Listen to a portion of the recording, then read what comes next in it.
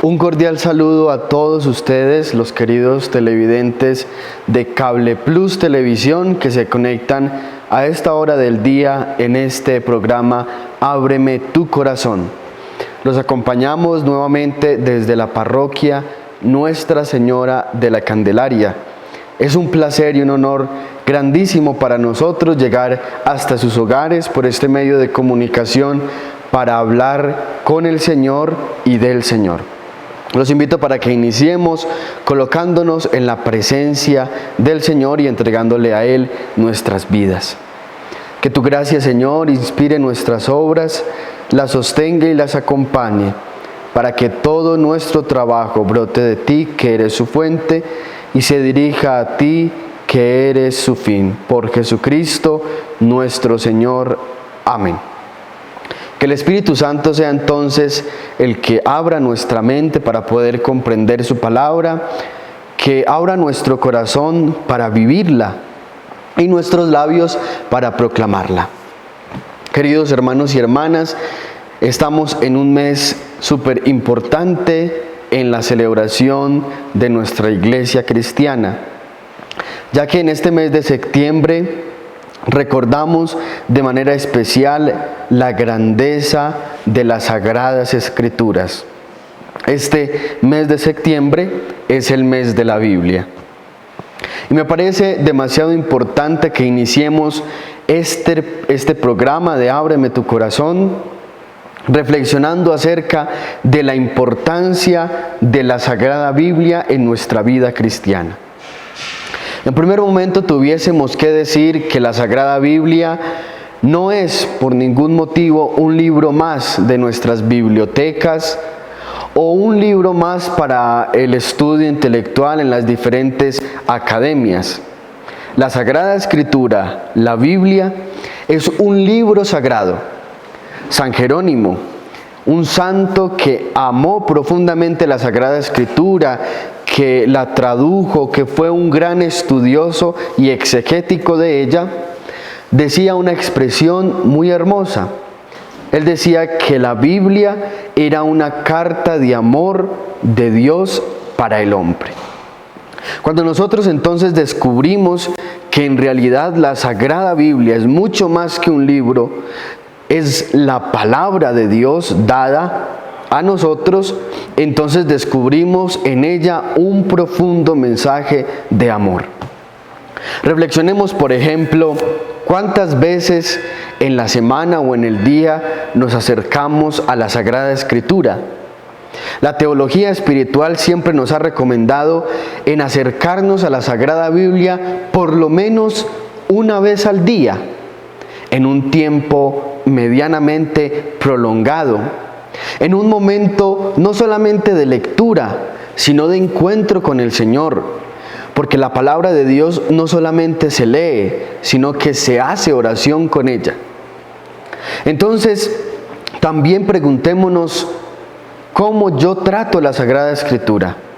En nuestro ambiente cultural es muy común y muy recurrente encontrar en las salas de nuestros hogares una base atril de madera con la Biblia abierta, muchas veces empolvada, olvidada, arrinconada, deteriorada. Y vemos la Biblia como un tótem o como un amuleto al cual yo le doy como unos poderes mágicos que si la tengo en la sala de mi casa, entonces no van a entrar personas malintencionadas, o no va a entrar la maldición, o no va a entrar la enfermedad o la calamidad, etc. La tenemos como un simple objeto de superstición. Pero cuando yo tengo la Sagrada Escritura en mi hogar, y la tengo en mi mesita de noche o en mi biblioteca y constantemente me acerco a ella y la leo y medito esa palabra de Dios que siempre tiene un mensaje grande y profundo, entonces realmente estamos amando la Sagrada Escritura. Nosotros no creemos o no amamos la Sagrada Escritura porque es que es un libro muy bonito. Es que a mí, de amigo secreto, me regalaron una Biblia con unos bordes doraditos muy lindos. No, nosotros amamos la Sagrada Escritura no por su forma, sino por su contenido. Es decir, usted puede tener una Biblia ya muy feíta porque la tiene desde la primera comunión. O puede tener una Biblia muy nueva que se la regalaron este año de cumpleaños o de Navidad o de amigo secreto.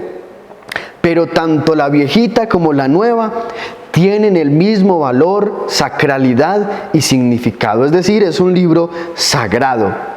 Y por eso en nuestras parroquias, en nuestros centros religiosos, en los seminarios, se enseña ese profundo amor por la Sagrada Escritura. No nos vayamos muy lejos y volvamos esta reflexión en algo práctico, en la facticidad de nuestras propias vidas. Acerquémonos diariamente, ojalá separemos un momento del día, unos minutos del día para la Sagrada Escritura. Leámonos un capítulo o varios versículos de algún libro, de algún evangelista. Pero no nos olvidemos de la importancia de acercarnos con fe. Mucha gente dice por ahí, no es que si uno se lee la Biblia, uno se enloquece. Eso no es verdad. De pronto sí se enloquece, pero de amor por el Señor. Porque cuando uno se acerca a la Sagrada Escritura y uno se acerca con una mirada de fe, no de crítica, sino que se acerca con el corazón abierto a recibir el mensaje del Señor, entonces esas palabras de vida se graban en el corazón y se convierte en lo que decía San Jerónimo, una carta de amor de Dios para el hombre. Entonces me parece demasiado importante que en este mes en que recordamos a las Sagradas Escrituras y a San Jerónimo, su gran promotor y académico de la Sagrada Escritura, reflexionemos y nos comprometamos. Reflexionemos en nuestra relación con la Sagrada Escritura y nos comprometamos a acercarnos más a ella, porque es donde el Señor nos habla. Recordemos que la Sagrada Escritura está dividida en dos grandes partes, en el Antiguo Testamento y en el Nuevo Testamento. Se compone de muchos libros. En el Antiguo Testamento se nos cuenta toda esa travesía, todo ese éxodo, primero de la creación, después con la liberación del pueblo de Israel, y de manera especial se quiere mostrar esa obra de Dios Padre en el pueblo de Israel de diferentes maneras y de diferentes simbologías. Recordemos que el pueblo de Israel era un pueblo esclavo, bajo la esclavitud del faraón. Y llega el Señor y manda a Moisés donde el faraón a pedirle que liberara al pueblo. Y después de muchos intentos, que incluso costaron la sangre del hijo del faraón y de muchas otras personas luchando por esa libertad, Dios alcanza la libertad para su pueblo y entonces comienzan toda esa travesía por el desierto en vista y en camino hacia la tierra prometida. En el desierto podemos descubrir la acción de Dios. ¿Cómo? ¿De qué manera? Si todavía Jesús no había venido al mundo. Claro, Dios Padre mandaba mensajes con Moisés, pero también Él mismo, su misma persona divina, se manifestaba en diferentes signos y símbolos. Por ejemplo, el símbolo tan hermoso de la nube. El pueblo de Israel nos cuenta que cuando estaban andando por el desierto, Dios Padre se les manifestaba en el signo de la nube. Cuando había calor, entonces esa nube les daba como sombra, los protegía del sol, les daba viento. Y cuando de pronto la noche llegaba con su oscuridad y con el frío y muchas veces con la lluvia, esa nube se convertía como en unas llamaradas de fuego que les proveía el calor, que les daba la luz. Y esa nube los guiaba por el desierto. Ellos se dejaban guiar por la sombra o por la luz de esa nube. Y entonces ellos comprendían que esa era la presencia de Dios que estaba siempre con ellos, ahí, entre el pueblo de Israel, acompañándolos por todo el camino. Y mucho más adelante, cuando Dios Padre le pide a Moisés construir la tienda del encuentro, una tienda artesanal, pero completamente llena de hermosura y de fe, donde el pueblo de Israel se encontraba con Dios, porque ahí encontraban la presencia viva de Dios Padre. Estos y muchos otros relatos encontramos en el Antiguo Testamento. Vean qué hermoso. Entonces, cuando nosotros nos introducimos a leer con fe viva ese Antiguo Testamento, encontramos que no es un libro anticuado, ordinario, antiguo, pasado, sino que por lo contrario, introduce ya toda nuestra historia de la salvación y nos habla de ese amor profundo de Dios Padre con nosotros. Ya en el Nuevo Testamento nos encontramos con libros y con relatos mucho más actuales, mucho más dicientes. Encontramos, por ejemplo, los 4 evangelistas, Marcos, Mateo, Lucas y Juan, que nos relatan esa grandeza, esa magnificencia, esa hermosura de Jesús como revelación, como enviado por Dios Padre, el Verbo encarnado, que Él mismo muestra esa misión de salvar al mundo. Nos ha enseñado cómo tenemos que amar al Señor. Nos ha enseñado cómo tenemos que vivir moralmente, espiritualmente, éticamente. Él mismo lo ha dicho, la plenitud de la ley es el amor.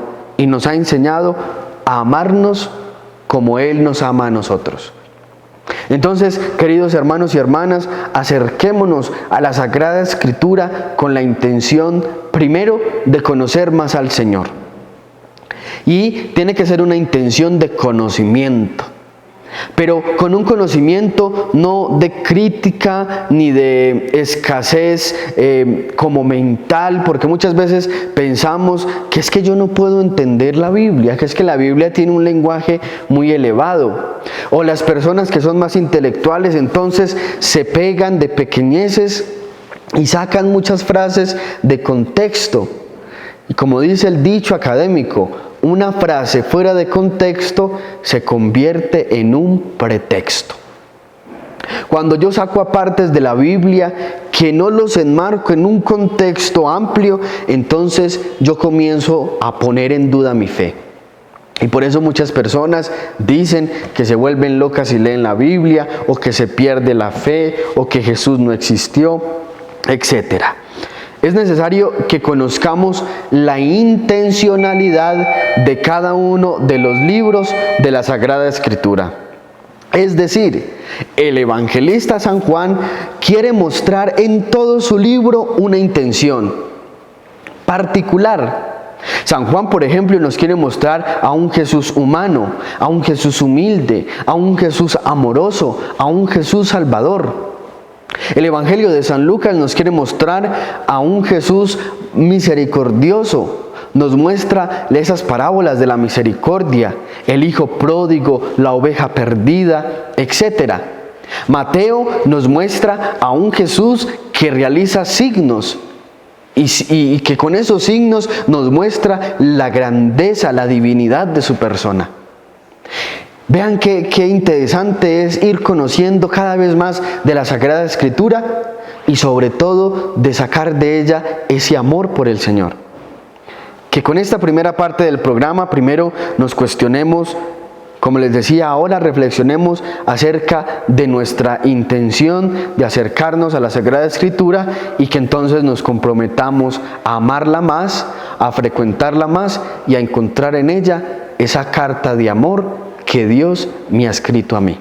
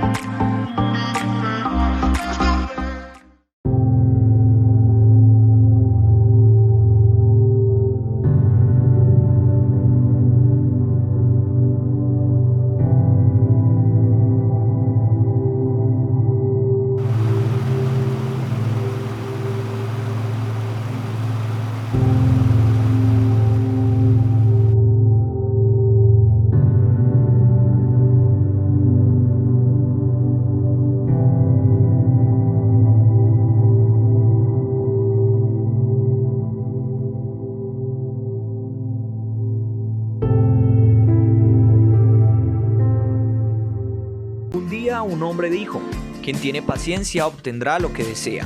Recuerda que cuidándote nos cuidas a todos. Sé paciente y quédate en casa. Un mensaje de responsabilidad social de Cable Plus Televisión.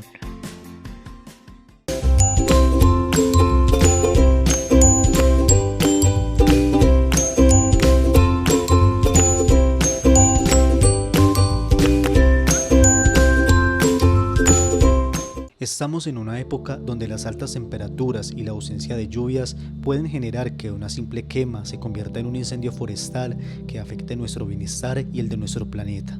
Por esta razón, debemos cuidar el medio ambiente y hacer un compromiso de responsabilidad social para evitar que nuestro entorno se vea afectado. Evita las quemas, no arrojes residuos en las zonas verdes y quebradas y alerta de cualquier emergencia que se presente. Recuerda que el cuidado del medio ambiente es compromiso de todos. Un mensaje de responsabilidad social de Cable Plus Televisión.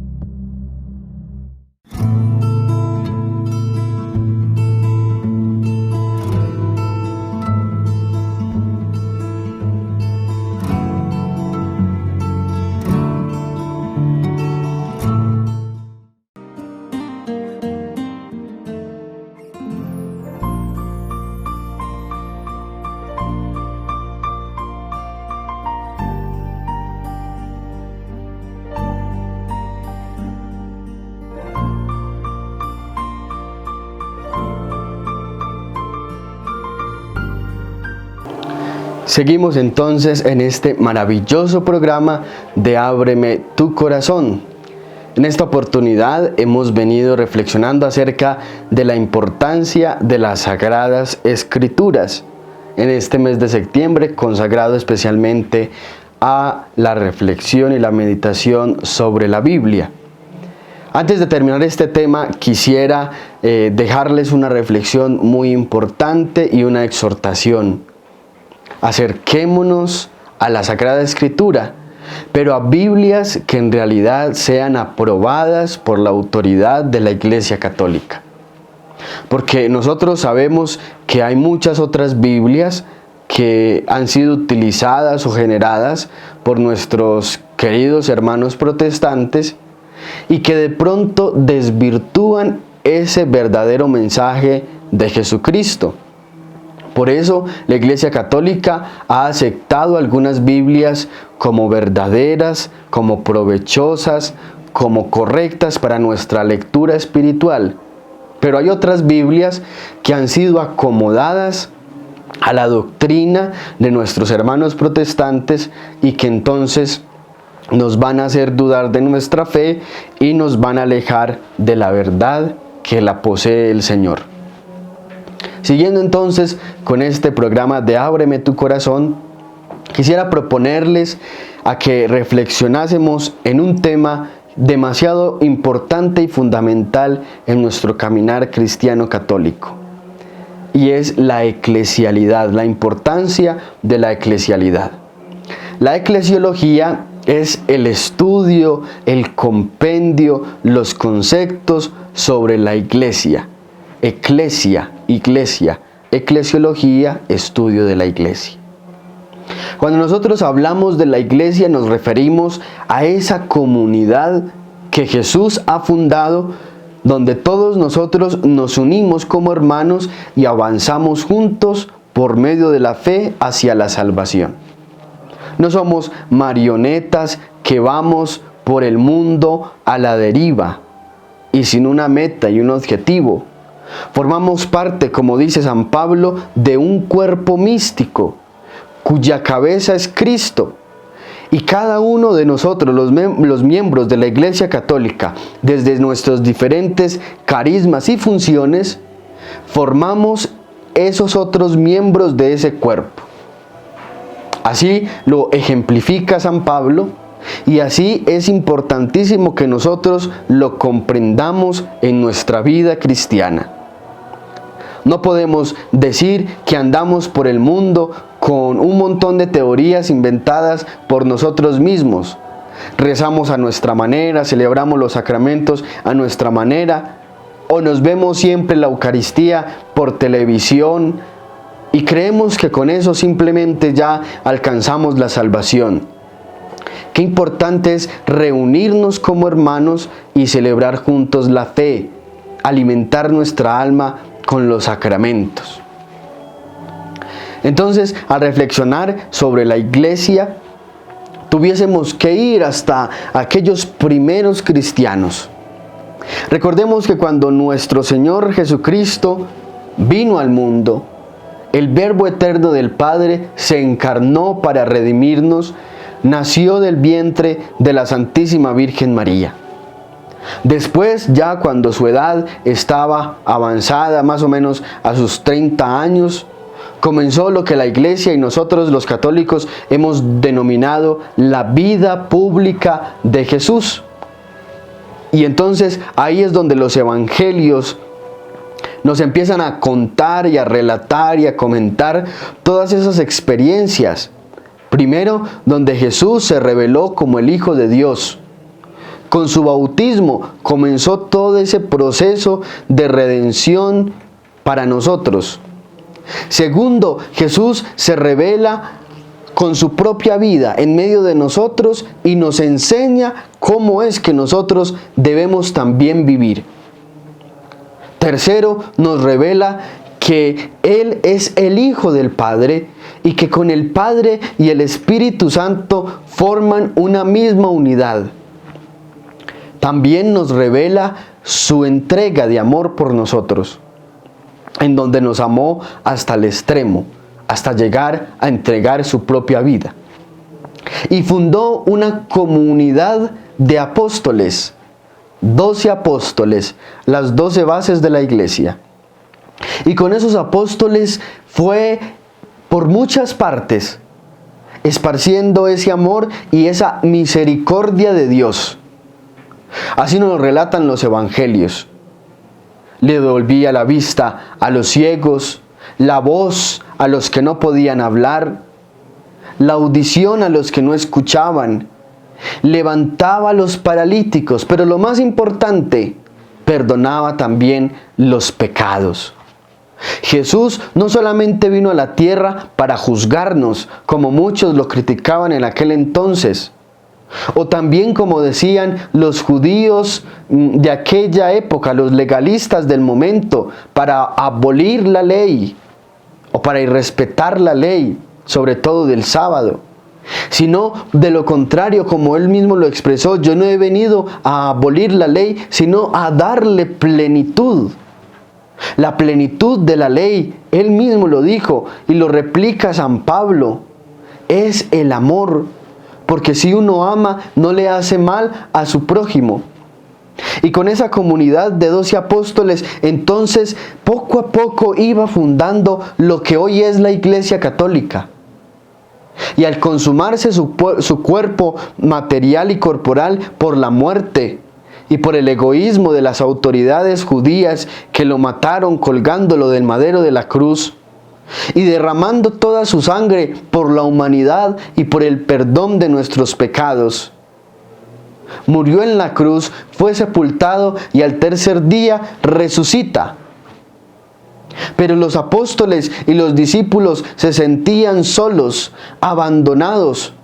Parecía que Jesús con su muerte ya había terminado todo ese proyecto de amor y de misericordia que antes había trazado y enseñado con tantas ansias, con tanto esplendor, con tanta fuerza, con tanta divinidad. Y entonces, cuando ya Jesús se tiene que ir a la presencia del Señor, porque Él mismo lo ha dicho: yo no soy de esta tierra, sino que hago parte del cielo, Él es Dios. Esos discípulos entonces se sentían completamente solos. Y aparte de sentirse solos, sentían miedo. Porque si ellos decían, entonces, si eso le hicieron a Jesús, si a Jesús lo crucificaron, lo trataron tan mal, si le hacían eso al hombre que hacía milagros, que era tan bueno, que hablaba tan hermoso, que poseía una fuerza interior diferente a las de los demás, algo sobrenatural, un poder sobrenatural que poseía en sí mismo ontológicamente, entonces, ¿qué va a pasar con nosotros, sus simples discípulos? Unos hombres que habían sido perdonados por sus pecados. Unos habían sido pescadores, otros cobradores de impuestos, otros unos simples hombres fríos y secos espiritualmente. Y cierto día había llegado Jesús y los había cautivado, los había llamado: sígueme y yo te haré pescador de hombres. Pedro lo negó 3 veces, Judas lo vendió y todos lo dejaron solos. Solamente el discípulo amado San Juan estuvo hasta la cruz, al pie de la cruz, como lo relata el Evangelio. Esa comunidad, esa iglesia de esos 12 apóstoles tenía miedo y se encerraron, así lo cuenta el Evangelio de Pentecostés y los Hechos de los Apóstoles. Se trancaron con la Virgen María por miedo a los judíos. En cualquier momento llegaban y también los cautivaban, pero para la muerte. Y ellos sentían miedo, pero Jesús les envió el Espíritu Santo y sucedió lo que hoy llamamos nosotros la solemnidad del Pentecostés. Ese Espíritu Santo que bajó sobre ellos y les rompió esas cadenas del miedo y del temor y les dio la fuerza y la gracia del cielo para que salieran, como lo había pedido Jesús, a ellos mismos a evangelizar, a bautizar y perdonen los pecados y liberen y sanen.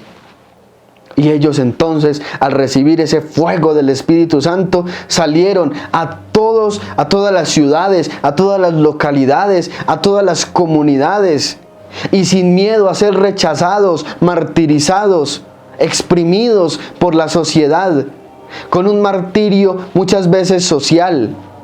Ellos salieron a evangelizar y a proclamar, a contar esa tradición de la buena noticia.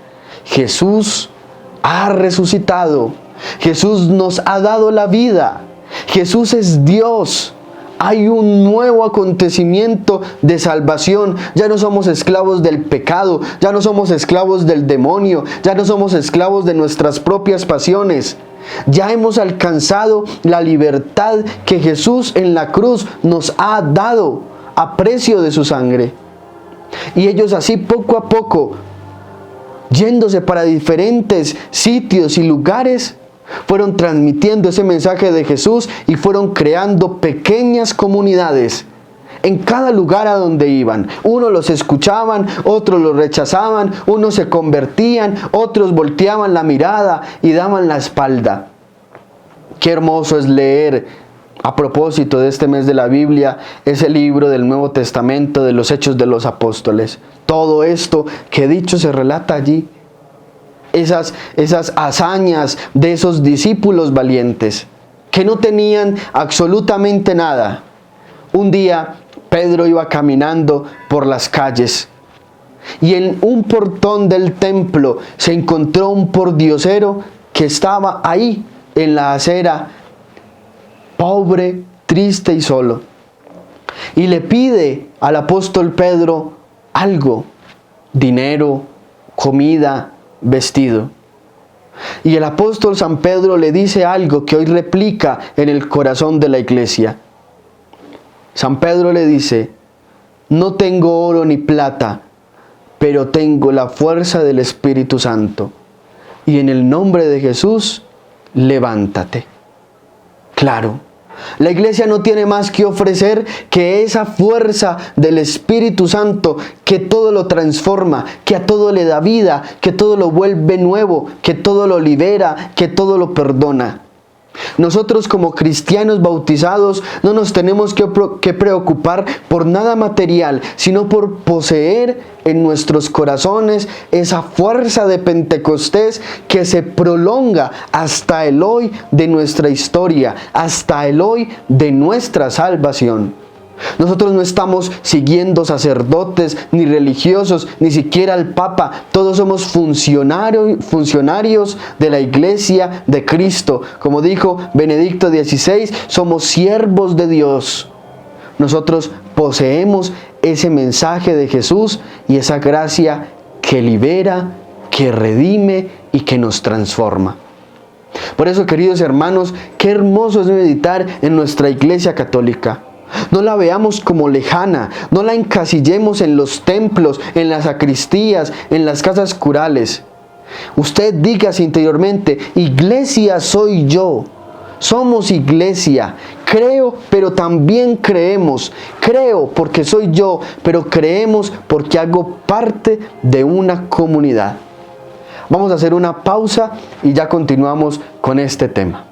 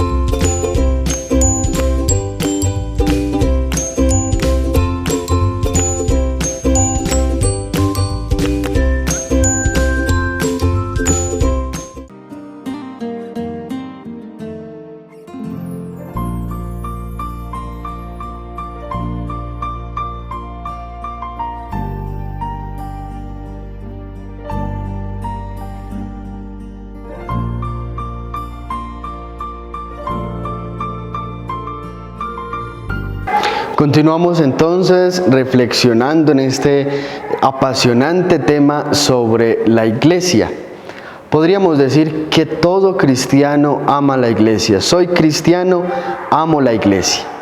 Cuando nosotros nos acercamos a reflexionar sobre la iglesia, ya lo decíamos anteriormente, descubrimos que no estamos siguiendo una teoría, un pensamiento de una persona o una ideología, como muchas veces pasa en nuestra actual sociedad, sino que ante todo estamos siguiendo la iglesia que ha fundado nuestro Señor Jesucristo.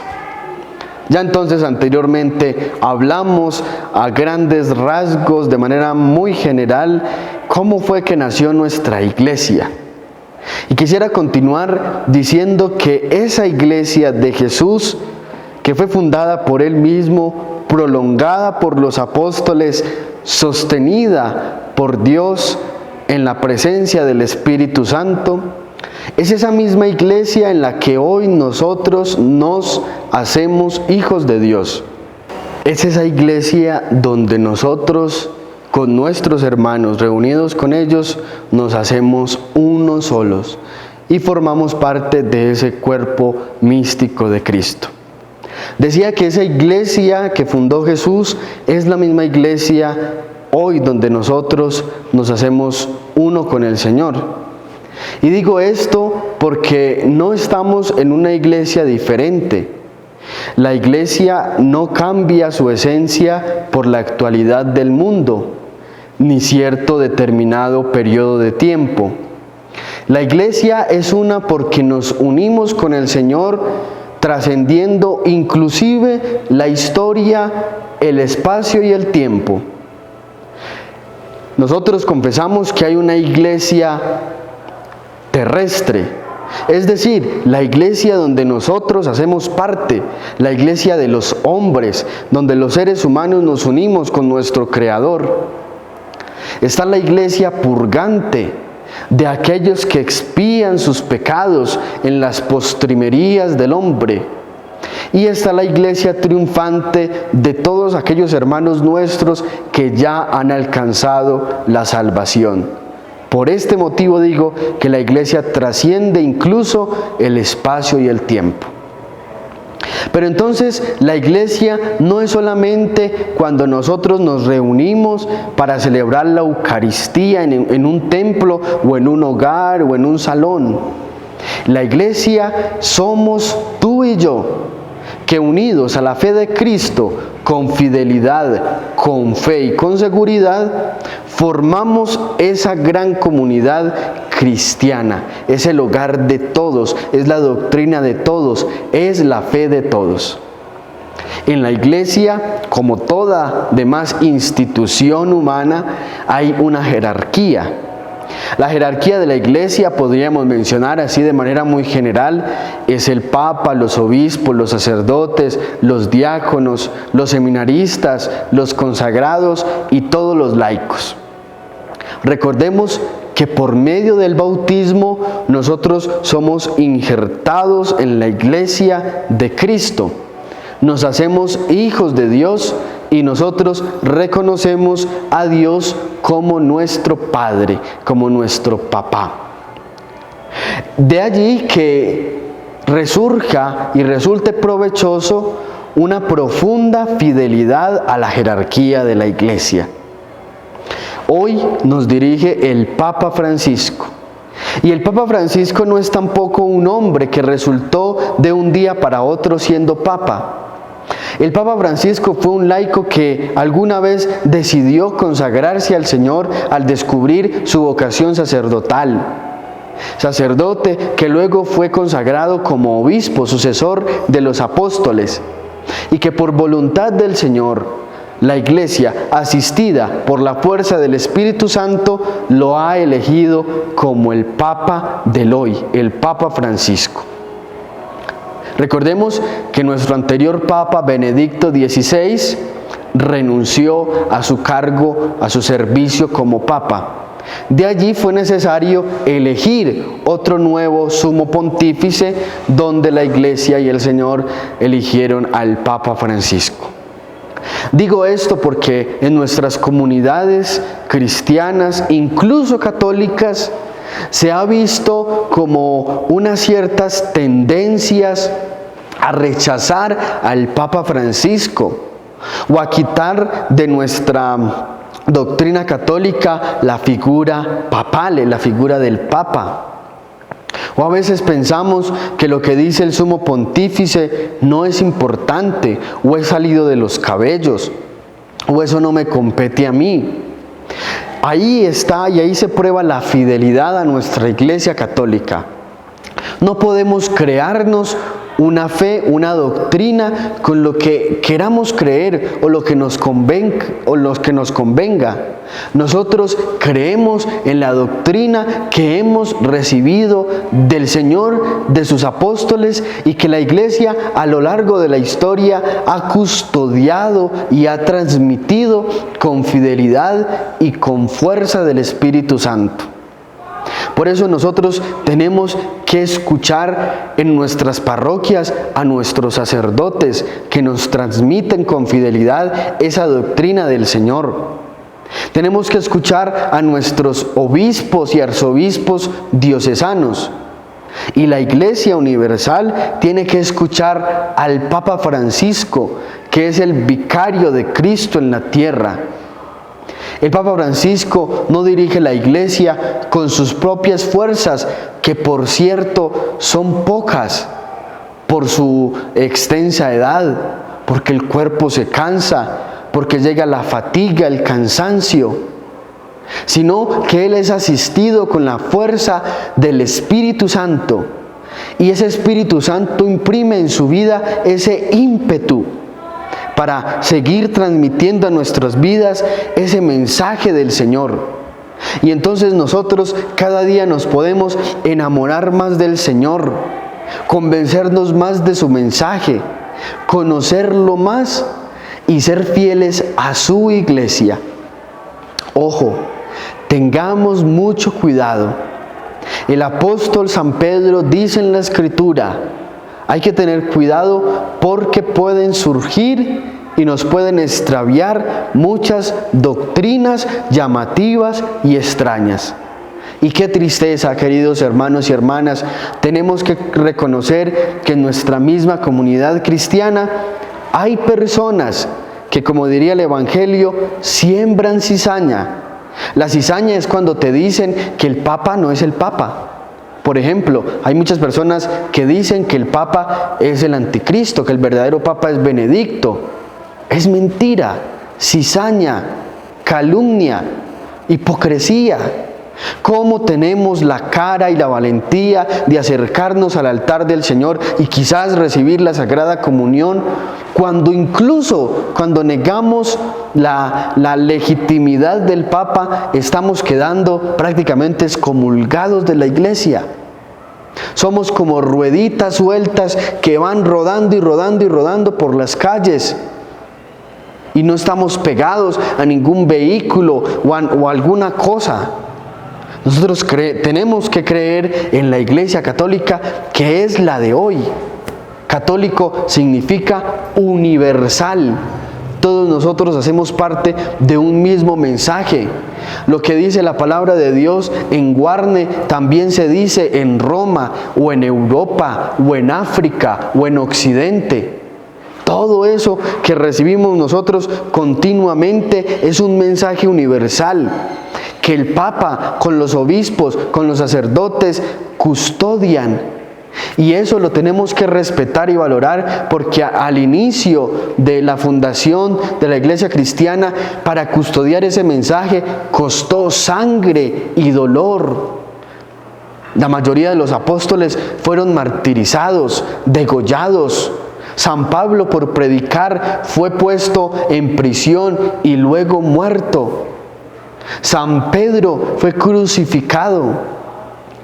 Y tantos otros apóstoles y hombres valientes que por custodiar esa fe entregaron su vida.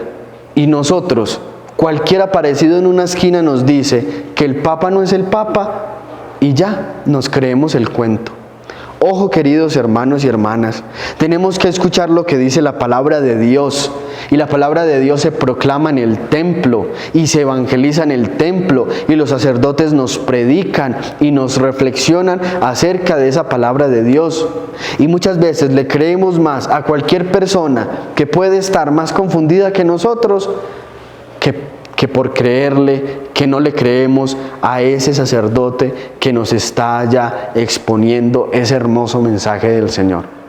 Creamos en nuestra iglesia, amemos nuestra iglesia. En ella hay errores porque somos humanos, pero nosotros no tenemos la fe puesta ni en los sacerdotes, ni en los humanos, ni en la religiosa, ni en el seminarista que se equivocó. Nuestra fe está puesta en el Señor. Todos nosotros, el Papa, los obispos, los sacerdotes, los diáconos, los seminaristas, los religiosos, las religiosas, todos los laicos, somos meramente siervos, somos instrumentos. Nosotros no somos santos, no somos ángeles, no tenemos cuerpos gloriosos, cargamos con los errores, con el pecado personal. Por eso pongamos nuestra fe en el Señor, y así cuando nosotros veamos un mal testimonio, entonces nuestra fe no se da puesta en duda, sino que por lo contrario nos fortaleceremos más, porque descubriremos que la iglesia no está sostenida por hombres, sino por el Señor.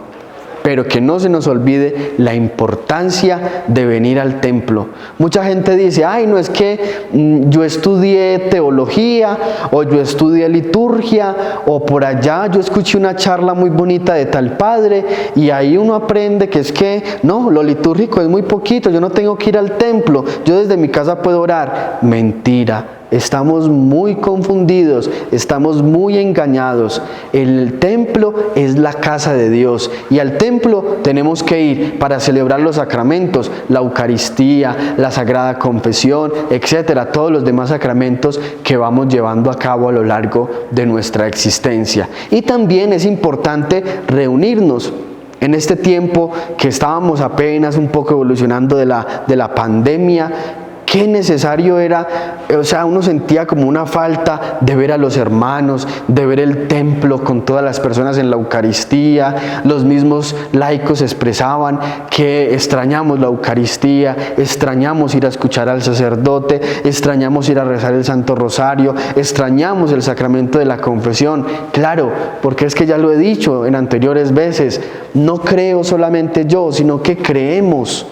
Yo poseo mi fe, pero esa fe se vuelve comunitaria en la iglesia, en la comunidad. Así nació la iglesia, no por pequeñas personitas que iban como riendas sueltas por todo el mundo, no, se fundó creando pequeñas comunidades que luego se convertían en grandes comunidades y que hasta hoy se prolongan en nuestra actualidad en la Iglesia Católica.